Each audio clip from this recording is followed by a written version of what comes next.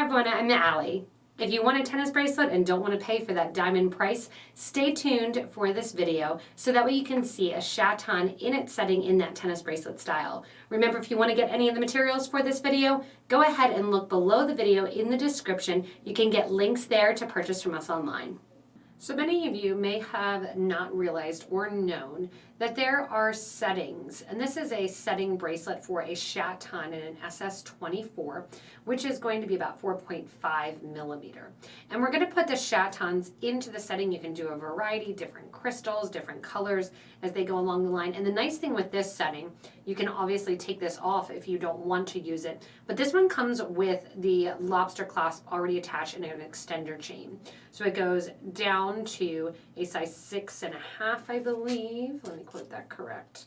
So it goes down from a size,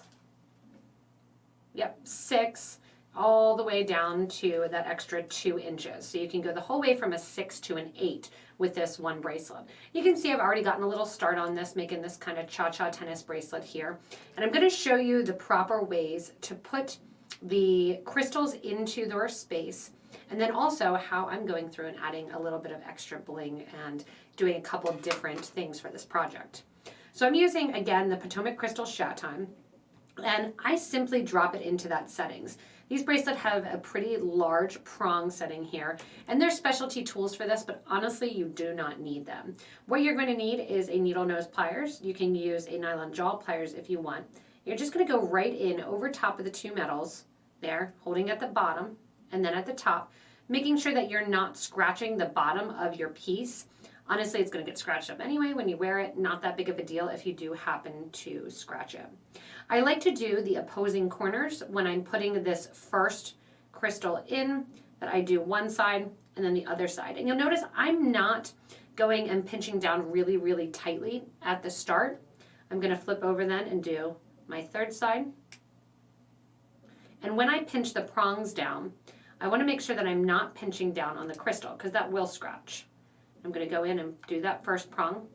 Then the last thing I'm going to do is go through and go back around all of those prongs. So I'm using, again, my pliers, just going around these Topaz, making sure that I'm pressing in and down, because there's nothing worse when you lose one of your stones from your bracelets or your rings.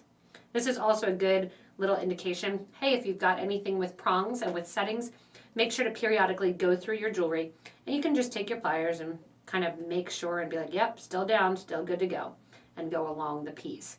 This is nice because you can make it in all different colors, birthstones, and you can even drop in little found stones. So if you have little tiny sea glass petals or anything like that, you can drop those in and turn the prongs.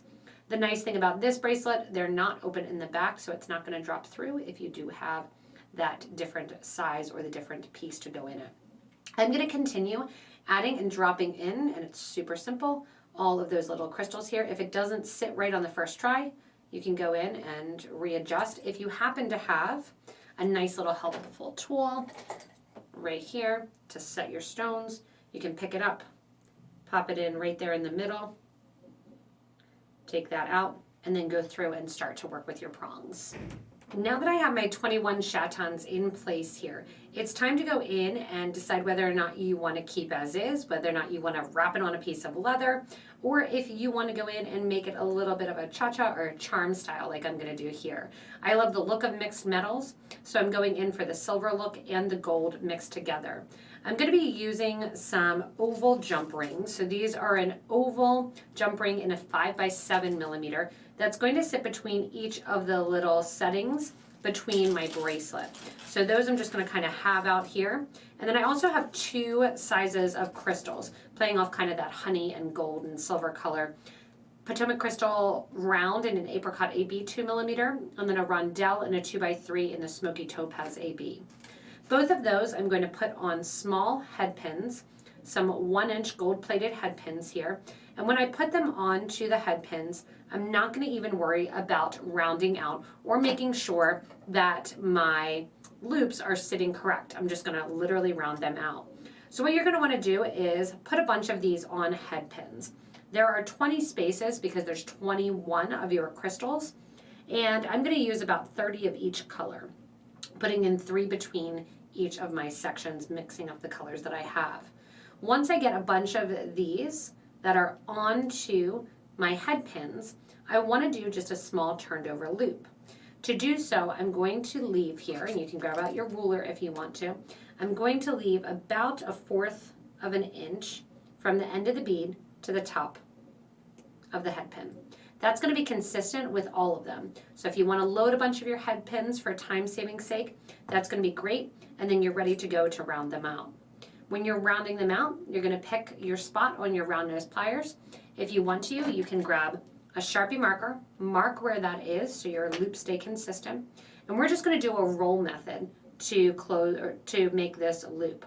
I can see my wire, but I can't feel it coming out of the top here, and I'm just going to literally roll, opening up my pliers a tiny bit, and roll it down so that way I know where my loop is.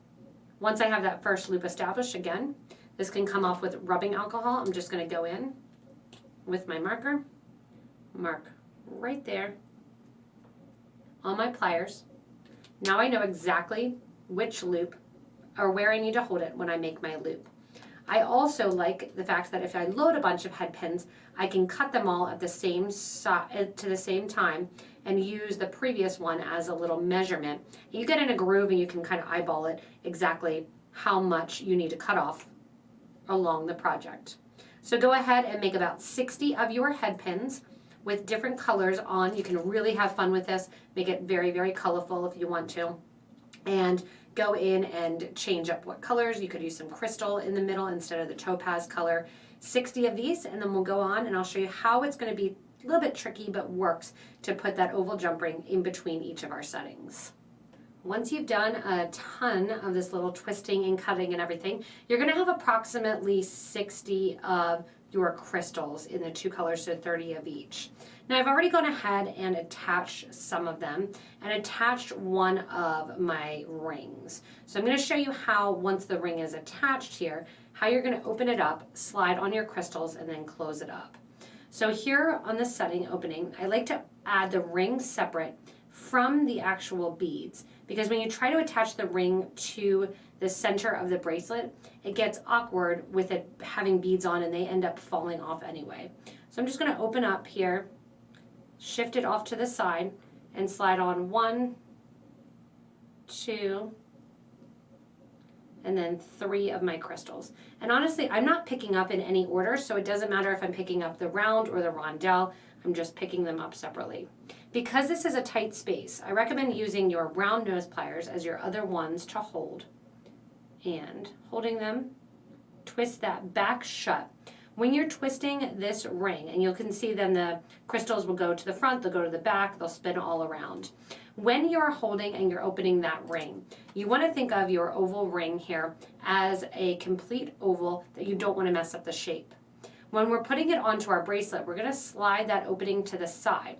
Notice how with my hands I didn't change the shape at all. I just slid it to the side, almost like it would be hinged. That's what we're going to do, and then when we bend it back into place, same thing. We're not going and bending it open like this. That changes the shape. We want to just have it closed and bend to the side and back closed. So I'm going to grab my next ring here, hold where you can see the opening or the slit in the ring. Go ahead and grab and hold, twisting your pliers. And see how I opened it, but not a ton. I don't need it open a ton because then it's going to be more difficult to link on here. I'm going to go underneath the bracelet, link that on while I have that in my hand and pulled to one side. Once again, putting on my 30 beads. So there's a lot of before or prep work for this, but then once it's done, it's really easy to go in and add your beads on and get the bracelet established. So you have your beads. I'm going to use my pliers. It's tight space in there. There we go. 1. Pick up my next one. 2. Pick up my next one. 3. And then once again, once you have them all on there, you're going to go in and close that up. Hold with one side. Grab your round nose pliers because they fit in that tiny space. Hold and then close past where you think it will be closed, and that'll close up that little oval. And once you have that closed and set, you move on right along to the next one. So as you finish up, you'll notice that the crystals kind of go back and forth and move all around. That's why I was kind of calling it that cha-cha tennis bracelet style. And you can also take this off the chain if you want to and do it as the center of a necklace. In that case, all those crystals will hang down towards the bottom of your neck. So it's kind of fun to wear it in different versions and different ways. You can use all different beads. If you want to use even more head pins, you can make it really, really colorful with that pop out and that standout crystal in the middle. Thanks so much for joining me in this simple project. Remember, if you want to, go ahead and post a picture of your own bracelet in our Facebook group for beading and jewelry making. Also, click on that links below in the description of the video. If you're watching on a mobile, that little down caret arrow below the video on the right-hand side, that'll get you that list as well. And you can click to see if you have some of the materials, and all the materials listed out there in the description with that link to our online store. Remember also, stay tuned for the next video and enjoy this one as you're creating.